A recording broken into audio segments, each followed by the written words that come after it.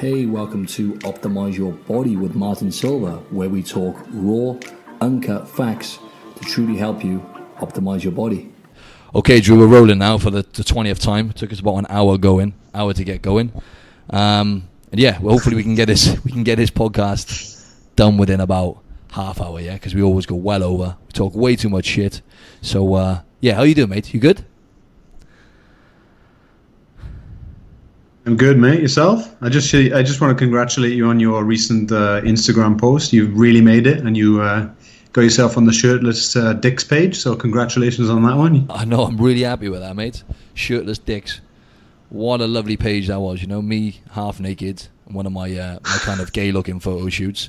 I think I made it to the top now, mate, with the modelling stuff. I think I'm gonna quit while I'm ahead. You know what I mean? Why not? Yes, sir. How much do you get paid for that one, anyway? Oh, mate, nothing. It's just free eye candy for people, mate. You know what it's like. Anyway, mate, moving on swiftly, right? Let me ask you a question as well. Go on then.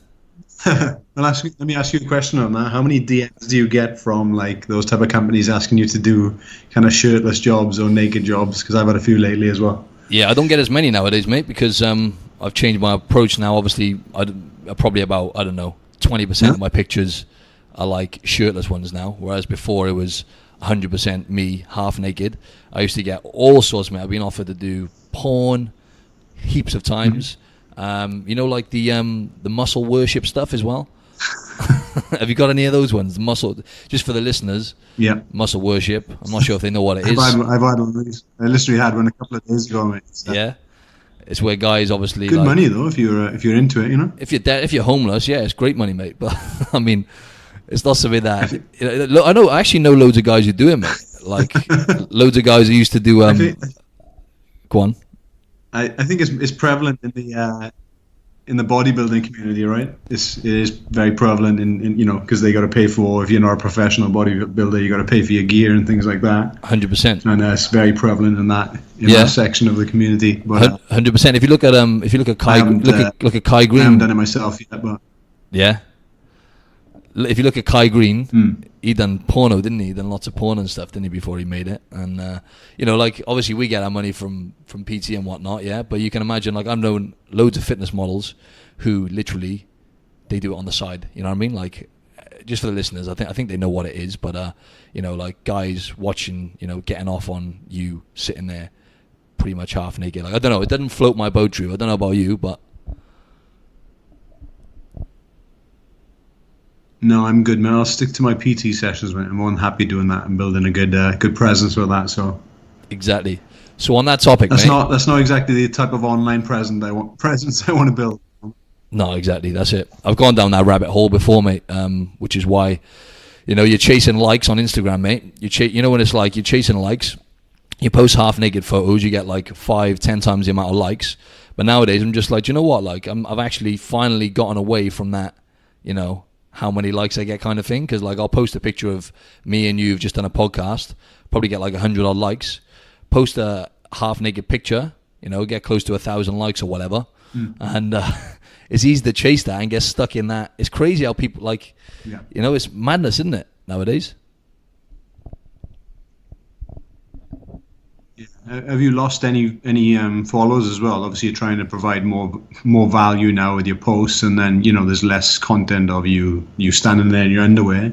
Like, do you find that you're losing followers through that, or is it pretty much the same? Has it stayed pretty linear and consistent, or no? Oh no, I'm losing loads of followers. I could be up to more towards like 100,000 followers, I reckon now. Obviously, I'm like 52,000.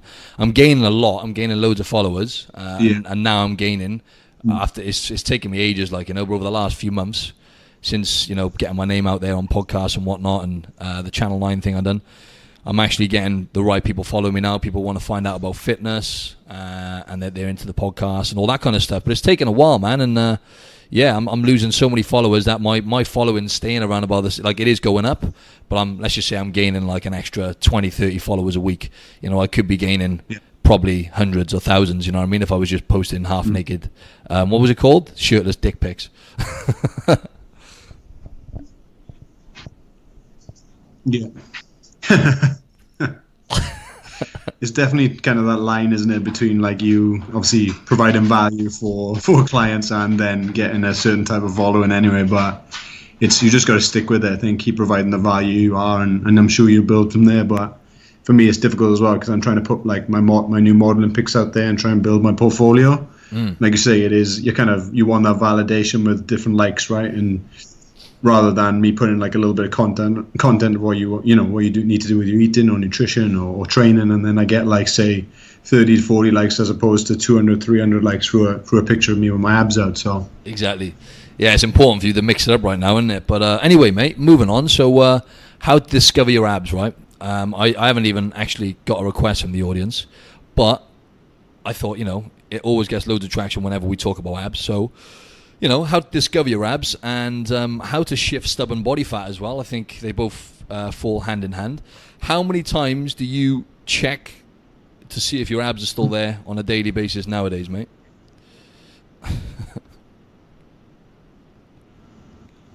No, to be honest, man, I'm a lot less than what I used to. Like it has changed massively for me when obviously you've seen me before, and I had that issue when I was pinching my lower ab quite often. I guess I was a bit of an OCD in terms of like my body fat levels, and I was always checking to see if I had low body fat percentage, which is a bit of an issue mentally. But now I generally just check them like when I go in the shower. Yeah. There's no like lifting my shirt up in front of a mirror. I know me and you used to do that in like elevators and things like that, and in the gym.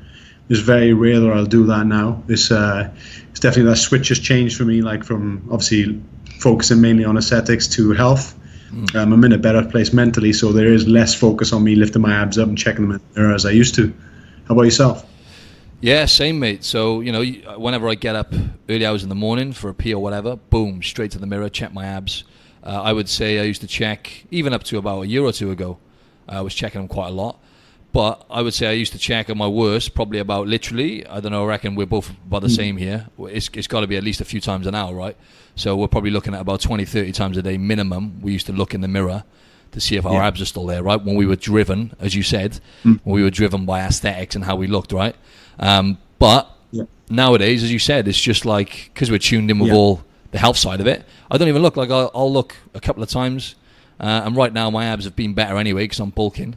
So it's not something I'm looking at now. I'm looking at more, my weaker body parts, my legs and stuff. But yeah, I don't really, like you said, we don't really look at ourselves half as much now, which is a big change for us, mate. It's progress.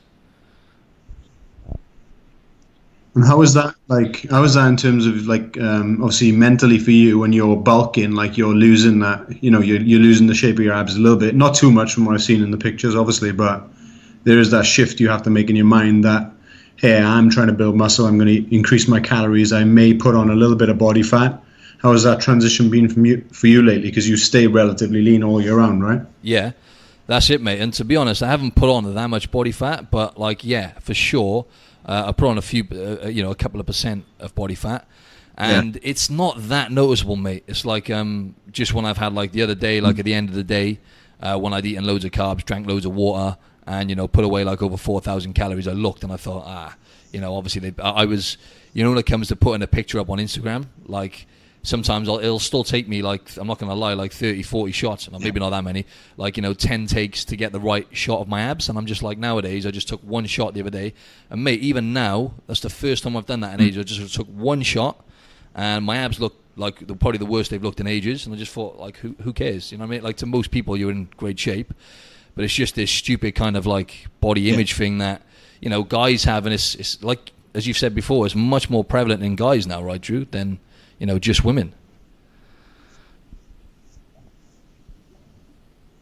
Yeah, man, I think with all the filters as well on like Instagram and stuff like that, is, I've seen people who are fitness models and in that game, as you had before, and they're taking, like, as you said earlier, like 30, 40 shots, or they even like, they're filtering the shit out of their picture, so it's so unnatural and unrealistic for anyone else looking at it that it gets ridiculous. So for you to be real, like, and just post a picture of you not at, you're deeming it not at your best. Other people will say, wow, what a fantastic physique you have. So it's just getting over those kind of, I guess, psychological aspects yourself, and knowing that you're not peeled like you would be during a show, but you're just being more real. And I guess with that change of following that you have, trying to add more value, then people want to see the real you rather than you on stage where you're at your most peeled and most ripped. So props to you for that, mate. Absolutely, you put that really well, mate. And just to talk a little bit now about, you know, the listeners now, and, you know, the bottom line is nowadays we have abs all year round. I think without trying to blow our own trumpets, I think we are in a position where we could talk about this now because we have abs, you know, respectable abs all year round without actually thinking about it now, right? So it's just a side effect of health, nutrition, and keeping ourselves in check for the most part. But, you know, most people listening to this most likely haven't got abs, right? Or they can't fully see their abs, and they're trying to. I know for a fact, probably about at least 89-90% of people listening to this are probably thinking, right, how do I get my abs looking better, or how do I discover my abs, right? Now, I don't know about you, and I was going to ask you about childhood a little bit, but when I was a kid, I went through a phase when I was probably around about 11, 12, 13, where I had body fat on my stomach, and I had like, when I'd sit down, I remember when I used to sit down, I'd look and I'd be like, man, I've got these big rolls. And I used to have like a lot of puppy fat on my stomach. And remember my stepdad's mate used to like torment me about it, you know, which is quite bad really, you know, looking back. But they don't think they meant anything by it. But maybe that's stuck in my head, you know. Maybe that's probably why a year or two later, come to think of it now, when he just realised that I was pumping iron so much, you know. But, you know, for a lot of the listeners, if they have stubborn body fat in these areas, I think it's frustrating. Yeah.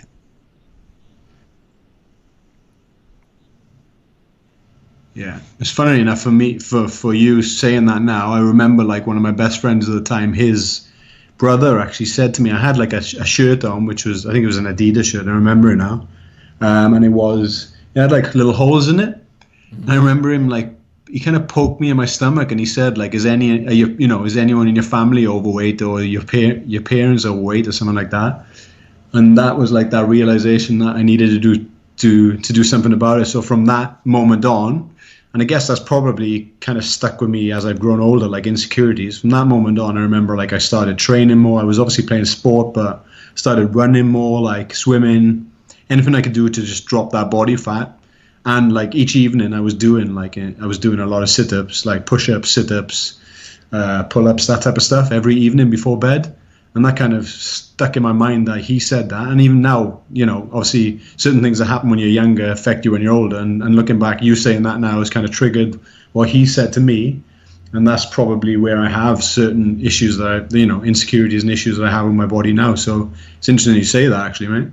Yeah, no, I just think we both just had a little bit of an epiphany there then, really, because that is going to be a massive driver. You know how fragile the human brain is, mate, especially a developing human brain, right? You know, when you're a teenager, they are, you know, we always talk about women like it is a lot more common in women, or it was more common in women, at least, you know, to have eating disorders and whatnot, because they're always told they need to be skinny, even if it's not verbally. You look at bloody... You turn on the TV, you look at these advertising campaigns, you go online nowadays, and you know, and I think it's changed a bit now because women are strong, lifting weights and stuff, but it was always a woman had to look skinny, right? So they were under that pressure. But it's no different to guys, you know. I think if you get told certain things like you were just saying then about, you know, your stomach and whatnot, it's obviously gonna do something. But let's just talk a little bit, just for the listeners, you know, because I just remember how when I really think back now, I remember how frustrating it was.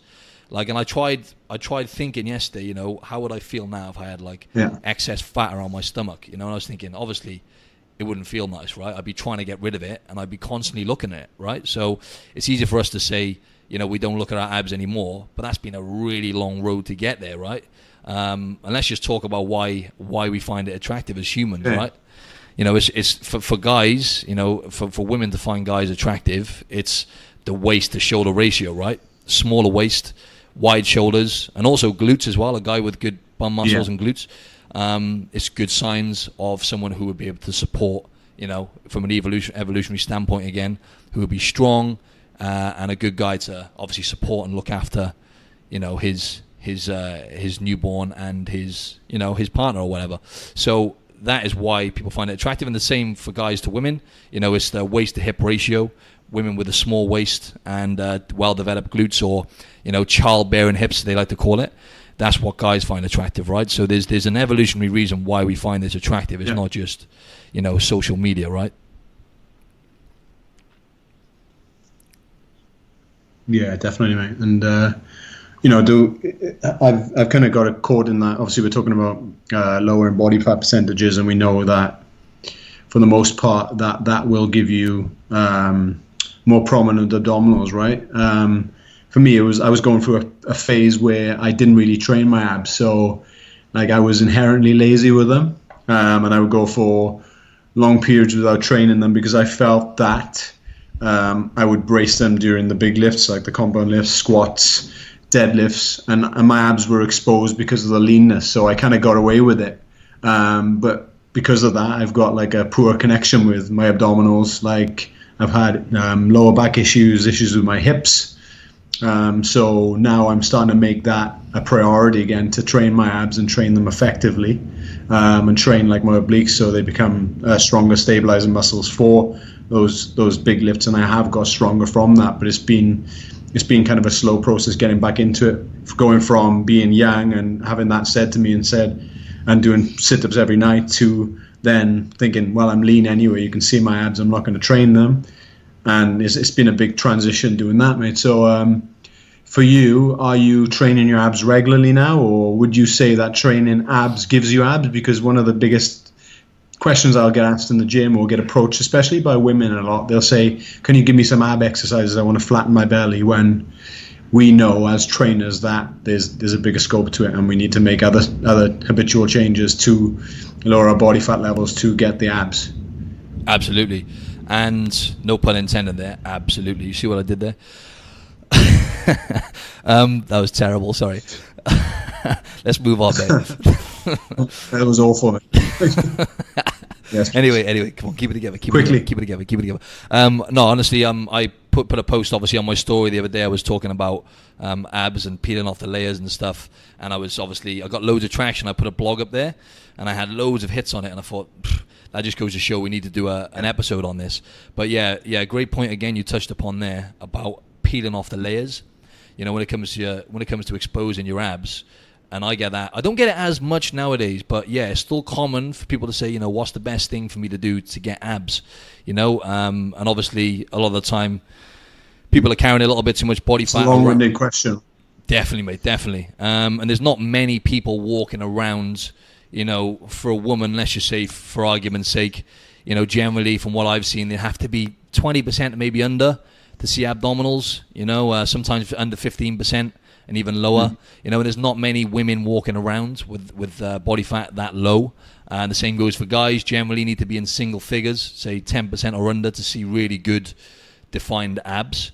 So, you know, it is about actually peeling off the layers of body fat, which we'll come to a bit later. But very good point, because for me right now, I am really kind of neglecting abs. And I know how important it is. And what I have been doing is focusing a lot more, like you said, on obliques and the TVA. So for the TVA, the transverse abdominis, for anyone listening, I actually heard this on the Mind Pump episode recently, and I thought, yeah, that's true. Imagine you're walking around on the beach, right, and you're trying to suck your stomach in. Because you imagine you see someone attractive on the beach, right? You try and suck your stomach in. It's naturally, right? Well, me and Andrew do that anyway, right, because of our body image issues, right? But that is the TVA. You're actually switching on the transverse abdominis, which are the internal core muscles, which are responsible for supporting your lower back and lots of different, twisting motions. But when you really suck that belly button in towards your spine, that's your TVA you're activating. And that's what I've been trying to work more of, because, it's very important for life in general to keep that strong, but also for your lifts and functionality, right? So when you're doing squats, deadlifts, all those kind of movements, those internal muscles need to be activated. But so yeah, I'm doing more of that, but I'm kind of neglecting abs. I need to do more abs, and you know what it's like, and the way we train, kind of like abs and calves come at the end of the session, and it gets to that point, and I'm making excuses, you know, I'm a bit tired, you know, I've got to rush off, and I'm just rushing them. But I need, especially with the show in October, I need to put more time into them, because it is important, right? And training the abs properly. Definitely. Yeah, of course, mate. And like what you just said there about training the abs, like it's at the end of the session. I'm similar to that with like calf training. Like if I really focused on my calves, then yes, they probably would grow a little bit more, but I always leave them to the end of the session as well. So if abs are your main focus, or calves are your main focus, or whatever body part you want to kind of prioritize, maybe just put those at the beginning of your session, or maybe just after your initial compound lift, so you just put more work into them and you have more energy at the beginning of the session. But like ultimately, when you obviously we're talking about getting your body fat levels down to make your abs show more, but you will make them more prominent if you train them correctly, right? So you were talking about transverse abdominis, there's different parts of the core we can work, like internal obliques and things like that, but just learn to articulate the core efficiently first. So it's kind of a small movement. I think I learned this from your previous guest, Sal, in terms of how you should efficiently work it. And it's about bringing your ribs down towards your pelvis, like a small crunching movement, and trying to disengage your hip flexors and your lower back when you're doing that. You see a lot of people who are doing planks like in a neutral back position, but a lot of times you're feeling that through your lower back a little bit more. So it is, when you're doing these type of movements, like you need to learn to engage efficiently, and with planks, you're trying to tuck your tailbone, avoid arching lower back, crunch the abs a little bit more. With certain exercises such as like hanging leg raises, again, you're looking to raise up, tuck your tailbone, bring the ribs towards the pelvis, rather than just focusing solely on working your hip flexors, which again can probably lead to other issues with like lower back and imbalances as well. So it's about effectively training them, and we will probably do more videos about this on our YouTube channel and on Instagram, so you have a better idea of how to do it efficiently. Absolutely, and I wanted to say that as well. I wanted to say that with the core, it is the hardest muscle group to engage, to actually connect to the core muscles and the abs. You see, I can say like 90% of people, again, are not actually training them properly. 100%. It's so hard to actually fully contract and connect to the abdominals. Same goes for the back muscles. It's just very hard. So it's extremely challenging for us to actually convey what we're trying to say onto a podcast when it comes to actually training the abs. Now, I do have a lot of good abdominal videos on my YouTube, so go and check out my YouTube. But talking about Sal from Mind Pump, he's got an amazing video which actually went viral. I don't know if you've seen this one, teaching people how to disengage the hip flexors before actually training the abdominals. Yeah, great video. I tried it, definitely works. Luckily, my hip flexors nowadays, because I stretch them a lot and do the priming stuff, again, a shameless mind pump plug. Some of the priming movements they taught us to lengthen out those tight muscles. Luckily, my hip flexors don't actually get involved too much. But for the average person, the video Sal put on there, where he's like lying down on the floor, he's got his feet up on the bench. I won't talk too much about it, but you should definitely go and check that out, folks, because a lot of people, especially with stuff like hanging leg raises, anything which involves leg raises, which are actually really, really effective for the abs, but you're not going to get that maximum. You're not going to get the maximum results with the core if the hip flexors are compensating. So that's a big thing there, and I think like weighted abdominal exercise as well, and that's it. Yeah, but I think like a lot of people, I don't think weighted people listening to this, I don't think that should be the top of the list for them. What's your thoughts? Yeah, even for myself, coming back into training abs more regularly, man, I don't really need to add any weight. Like especially when doing your hanging leg raises and things like that. If you're, obviously your legs my legs are fairly heavy, so that's weighted enough for me to raise them up. And like if you're doing that, if we just talked about then that we're connecting to the abs like correctly. Like if you're doing them correctly, it's going to be very difficult for you to go into high reps with your abdominal exercises anyway. So if you're performing abs efficiently, correctly, you're doing like hanging leg raises, Roman chair kind of sit-ups and things like that, and you're connecting to those abs, you're doing 10 to 15 to 20 plus reps is extremely difficult. Like and again, focus on like strength training and build abs like you would any other muscle. Absolutely. I just had a thought. I got a question for you, mate. Obviously you're talking about the... No, go on. Right, go on. No. Carry on, mate. Carry on. You go. So all I was going to say, keep that question. Hold that forward, though. This Skype is tough, isn't it, because of the delay. No, you go on. You go and say what you were going to say. Go on. Yeah. I just want to know obviously you're talking about like attractive physiques and things like that. For me, like a thicker waist is a sign of strength, right? In terms of like if you look at kind of old statues, like a thick, strong waist with good obliques is a sign of strength. But in your realm, especially the beginning of your career as a physique model, you were in a different class where you're in a board short class. And there were a lot of guys with like tiny, you have a small waist, but a lot of these guys had tiny waists and a massive V-taper. And you see a lot of them on Instagram, they're kind of promoting like these squeams and things like that. Like, what's your thoughts on that type of stuff for like core and minimizing the size of your waist? Like, have you got any feedback on that, like using squeams? Yeah, by squeam, do you mean like the waist belts? Or I don't think I've heard that term before, to be honest. Squeam? Yeah. The waist belts. So like there's like a thing that women often use and men use it as well to put around their waist to technically give them a slimmer waist. Yeah. Those like mate, I went through. I'm not gonna lie, I fell into. I'm not sure if you've seen them. So yeah, I fell into the trap of actually. You did? Yeah, I go on myself, mate, for about 2 or 3 weeks, and then I'd done some research and thought, it was a waste of money. Interesting. You know what I mean? Yeah, mate. Yeah. I fell into the trap because obviously doing men's physique. You know what I mean? You want every little edge you can get. But just for the listeners, right, because there's still a lot of myths out there, and I'm sure some of them will still be seeing, especially women, female Insta-famous people, posting how squats, deadlifts, weighted abdominal exercises, how they thicken your waist, right? Now, what I would like to say is, like, firstly, if you were to build muscle on your core muscles by using weight, or if you're doing heavy squats and deadlifts, and as you said, if you technically build a thicker waist, right? How much muscle are you really going to gain around your waist, right, for a start? Like, if you were to gain, like, a few millimeters or centimeters around your waist, that would be a job. Good luck with that, right? And even, and do you know what? If you do, what will happen then is something I wanted to come to anyway, is the illusion with aesthetics, right? So when you actually, firstly, when you build muscle and you develop your abs, it's no different to any other muscle group, right? It's going to become more visible. They're going to look better, right? Because they're going to be more detailed.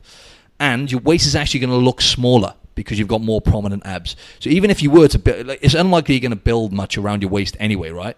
But even if you were, you're still going to look much, much better. So ignore all that bullshit, right? All that BS. And that is another thing I'd like to say as well, is when it comes to the waist, and if you know, firstly, obviously, as we've talked about before, when it comes to peeling off the layers, you need to focus on calorie control, you know, and actually losing body fat, right? So one way or another, you can create a calorie deficit by moving more. We won't go too much into this, but, you know, if you're listening to this now and you're not really well versed when it comes to controlling calories and nutrition, just get off your ass and walk more, increase your daily steps, get yourself a Fitbit, try and hit at least 10,000 steps a day. That's going to help you, you know, feel better and potentially lose body fat. So to actually lose body fat, you need to create a calorie deficit one way or another. And you can also do that from tracking your calories and whatnot. But that's where me and Andrew come in handy, because obviously we've opened up a few slots for online coaching, and obviously that's what we're going to be doing, because whenever we do help people online, it's primarily with nutrition. So that's where people really need help with. So that is what is going to really be the main big rock for you, is dialing that in to actually make your abs visible. But all this stuff we're talking about now is also very important. So I was just saying about the illusion. When you build, you know this, and right? When you build wide, like I haven't got a very small waist, right? In comparison to some of those physique athletes. Like even on stage, like right now my waist is like 34 inches. When I'm on stage, my waist comes down to about 31 and a half. Whereas some of those guys have got like a female's waist, basically. It's like a 26-inch waist. You know what I mean? It's ridiculous. It actually looks pretty freaky, right? So, obviously... That's genetics again, right? Genetics as well, yeah. But when you build wider shoulders, and for a woman can build wider shoulders as well to make their waist look smaller. But obviously for the glutes, when they build their glutes, and, you know, especially the side glutes as well, the glute medius and around that area on the sides of the hips, it's going to give the illusion that your waist is smaller. And obviously a lot of these bikini girl athletes have boob jobs, yeah? Most of them do have, boob jobs, which again give the illusion that your waist is smaller. So it's creating the illusion as well, right? So, you know, with me, luckily my upper body responds quite fast. So when I've really focused on building my deltoids and my shoulders and adding width, lats, it gave the illusion that my waist is a lot smaller than what it is. So...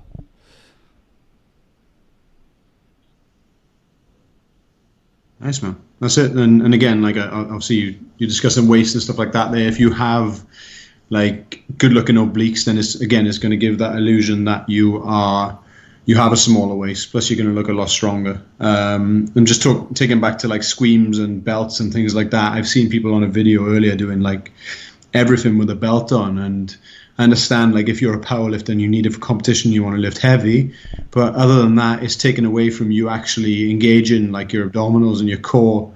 So try not to use that too often, especially if you're looking to build a nice strong core.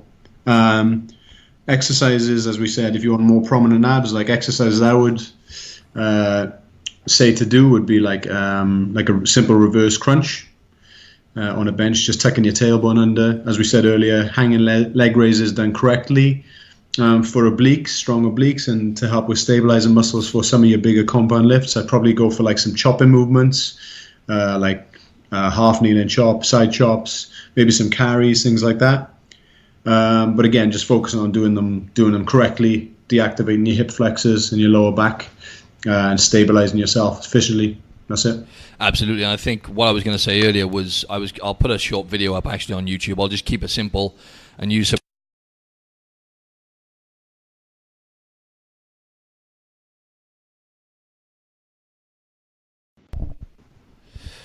Oh, there we are. You're back.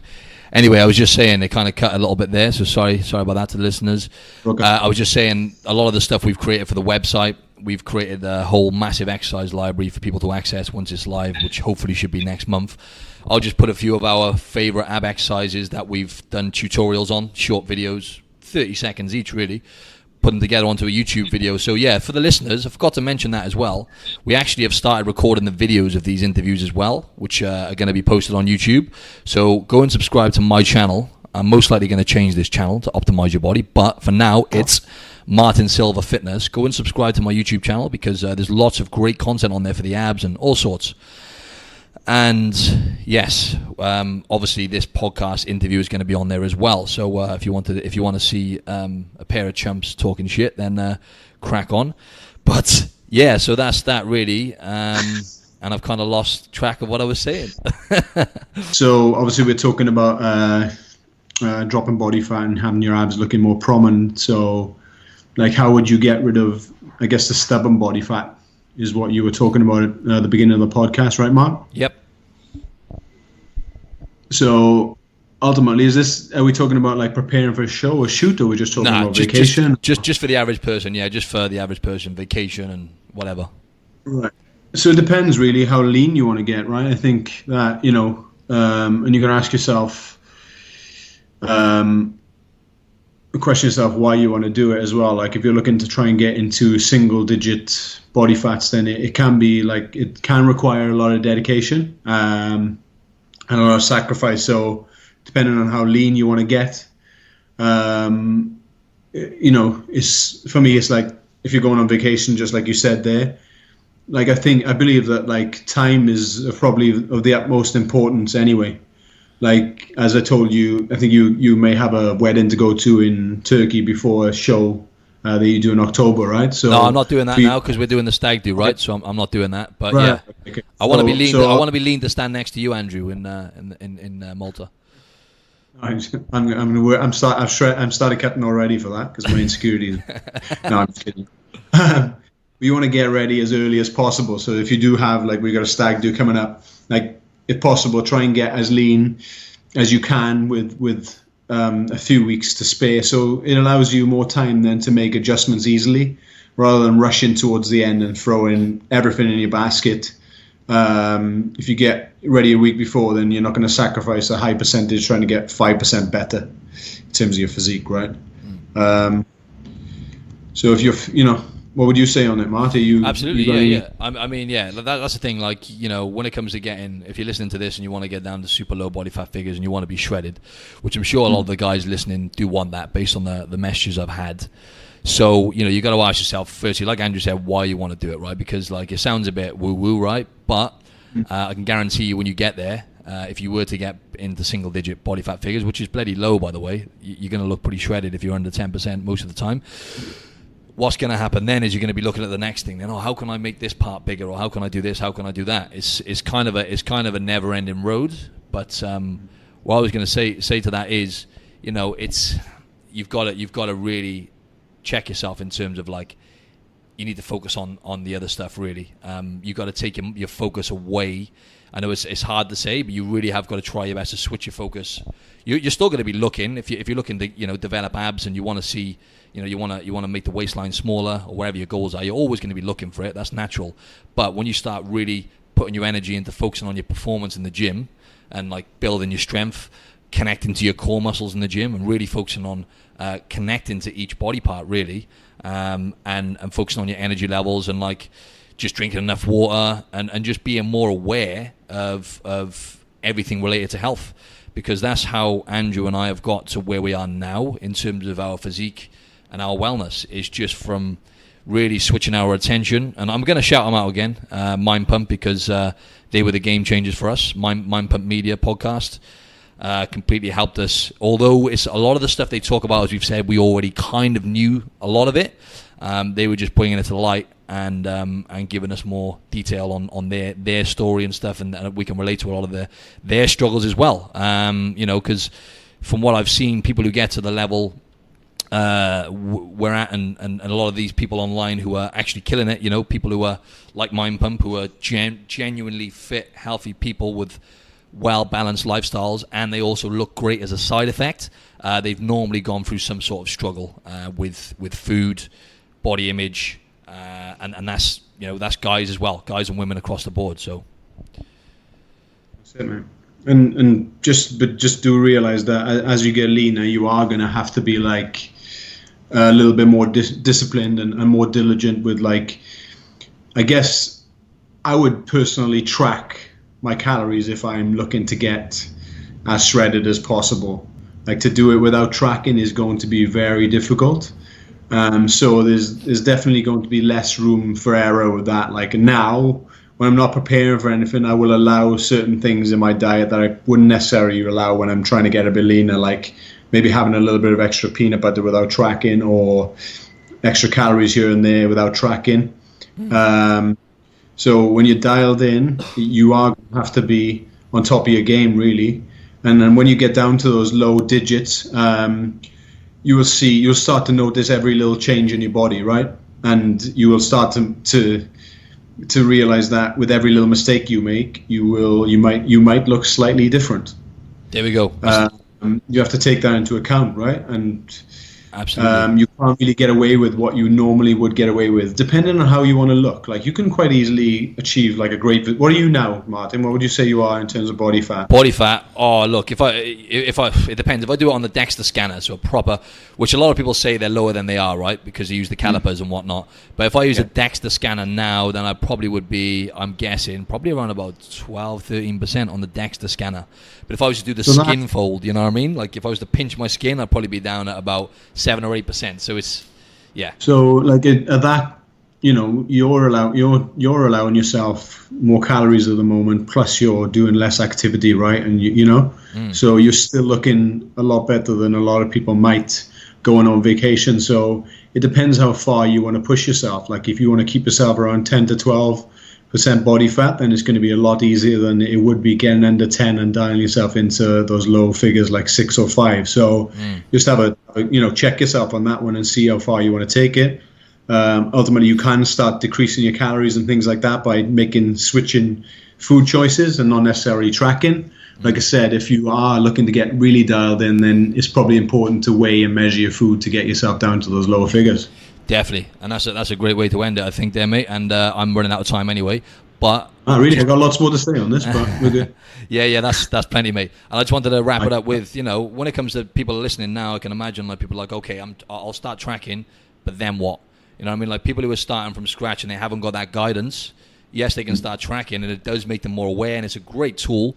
But you need to be consistent with it, because a lot of people kind of lose interest after a few days. They've tracked and they've gone over on a weekend, which is what most of us do, including us and Andrew, on calories. You eat a bit too much, then you get disheartened, and you don't track, and then you just lose interest.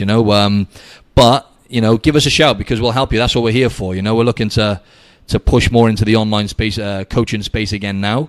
So, you know, we'll be pretty meticulous with it, because there's a lot to learn in terms of like what I will be doing. Like in the past, I'm not going to lie, when it comes to doing online coaching, I wasn't as educated, and I like now I will be getting people to weigh every day to start off with. I don't know about you, Anne, but just because the fluctuations in weight with sodium, carbohydrates, how much water you drank. You know, you could drink an extra 2 pints of water in a day, and you could jump on the scales the next day and be half a kilo to a kilo heavier.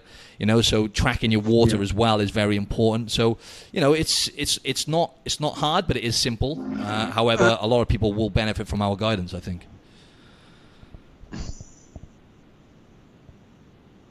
Yeah, and I think, again, like coming back to that fact, like weight loss doesn't necessarily correlate with fat loss. Like anyone can lose weight. You can go in the sauna, lose some pounds. You can take diuretics, lose some pounds. You could starve yourself, lose some pounds, but that doesn't mean you're losing body fat. And unfortunately, in this business, like people are so desperate to lose weight that they will go to any measures to do that. And there's even people listening to what I just pointed out there and said, "Oh, diuretics will help me lose weight. Well, I'll start taking them now." No, it does not correlate to fat loss. Like, take your time over it, start early, and then you will drop body fat by reducing certain factors such as calorie control, increasing your movement, adding in certain changes when you're looking to get leaner. I think like the mistake people make, especially when they are looking to go away on vacation, they throw all their eggs in one basket too soon. They start initially by doing a shit ton of cardio, right? They train 5-6 days a week, and they lower their calories to the bare minimum. And then when they hit a plateau, they have no tools to use. So if you do it nice and slowly, then when you do hit a plateau, you can maybe add in some extra steps that may put you in more of a deficit, or you can lower your calories from maybe fats and carbs. That will then give you that extra edge, or that extra decrease in body fat percentage. Maybe in the last few weeks, if you're not quite there, you can then add in like high intensity interval training when your steps are already too high and unachievable. So hold back initially, and then start adding in these tools when you hit a plateau, and then that's going to help you achieve those goals much easier. Absolutely, yeah. And I just wanted to say, like, I'm not genuinely, we're not here to try and sell you stuff. I'm Hello? just saying that is, you know, what we're looking to do is to help people online now, right? So it's just an option for you. If you wanted to reach out and inquire about it, that's fine. But look, we're here to give you free content, right? So we're going to keep pumping out these podcasts. We're looking to get more video content. So just stay with us and just try and apply some of the stuff we're telling you. You know, we really do want to help people. We're here to help. You know, we're not here, you know, we're not making any money off these podcasts. We just enjoy having a chat and getting the right message out there to you guys. And as I was saying about weighing every day and stuff like that. What? Go on. Mate, I'm literally running out of time now. You have to make it quick. I've got like 30 minutes. We're just making money off underwear changes. Yeah, exactly. That's it. Dick pics. We're just making money out of underwear changes online instead. So that's it, exactly. But yeah, so we can give you free content. We're taking one for the team. Muscle worship, and but yeah, by the way, in every day as well. Don't try that at home, right? I was just saying that's an extreme version of like what I would do with a client. I wouldn't do it with every client, obviously, because some, especially women, some women get you know, screws their head up when they're weighing themselves, you know, even once a week, let alone once a day. But in terms of you losing body fat, the weights does give us a direct indication as to whether or not you're in a calorie deficit. So it is important. But as Andrew was saying then, it's not something you really want to focus on. If you want to make those first steps, start tracking your calories. And that's the first step, simple as that. And that's and movement, like those two things are game changers anyway. So just keep it simple. And we're gonna have to wrap it up there, mate. So I got a client in 13 minutes time. But thanks, mate. That was awesome information there. Okay, sorry about that. That's all right, mate. No, it was great. No worries, mate. Cheers, brother. We can probably talk about that once again. All good, bro. Cheers, man. Speak to you in a bit. All right, thank you, mate. All right, mate. Bye-bye.